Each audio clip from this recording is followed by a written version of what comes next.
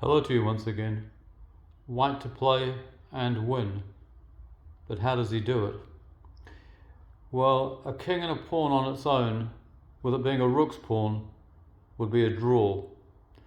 A king and a knight would also be a draw.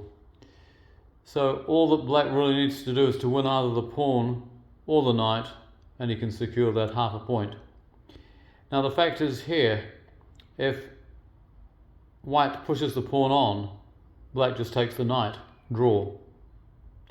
If he moves the king anywhere, black just takes the knight, draw. If the knight moves to here, he takes the knight, draw. So by process of elimination, that is the move. So what white has done there, of course, is he's repaid black in kind. White only had the one move. Now black only has one legal move. He must move to here. So what happens now? Well, white has a choice. He can either move to here or he can move to here. Let's just say he moves like this. And of course, black continues in his endeavors to win that pawn. So now white plays here and covers the pawn. Now, in this position, black has three moves. There, there, and there. Let's consider this one first, and we can instantly dismiss it because white would play here. And should black go either here or here, then it's a simple matter just to push that on and it cannot be stopped. On the other hand, should he go here, can you see what white does next? Yes, he takes the opposition. He forces black to one move again, and then he plays here.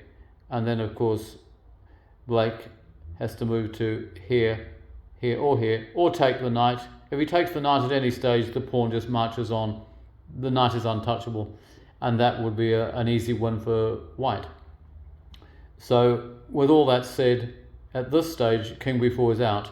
If he moves here, then this is the move. And this is the position at which we shall arrive should black, instead of playing here, he plays here. And we reach this by again taking the opposition. Now, of course, should black come this way, white comes this way, and the result will be essentially the same. But black, thinking that given that it's a rook's pawn, he might as well hog the rook's file. Fair comment. So white comes here. Now, should black come this way, he moves into the same scenario that we've already discussed, and he would lose without too much difficulty because he'd have to come here and then here. And no matter what black does, we push on with the pawn. So that is no use at all. So in this position, instead of immediately coming here, he himself takes the opposition. And he forces white to move down the C line. He moves in sympathy down the A line. They keep moving like this, until black eventually has to give ground. Now, he can move either to here or here. It makes no odds. The king simply moves into here like this. And then black would move here. White would move here. Do you see what's happening here? We're slowly but surely closing him down. What next? Well, he could come here. And what we do then is we play here. This is straightforward enough. We want to get this knight to c7. You'll notice that we could have played knight b5 earlier, but it would have blocked the square for the king. This is why we played the king first, and then we play knight d5. Now just take a look at that position. What does he do now? Well, of course, he plays here. So we play here. He comes here, yeah. So we play here. Now then, it's easy to see that black only has one move. He has to play here. We come here. Now then, he has to play here.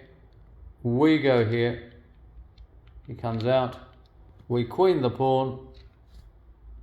And black has just about run out of moves, hasn't he? And he will be checkmated in very short order, very shortly. So that game is well and truly won for white. I hope you enjoyed that. It is quite interesting to see that in spite of it looking as though white might not have what it takes to win that game. He certainly did, and a knight is quite a powerful piece in such a position. Many thanks for watching, and goodbye for now.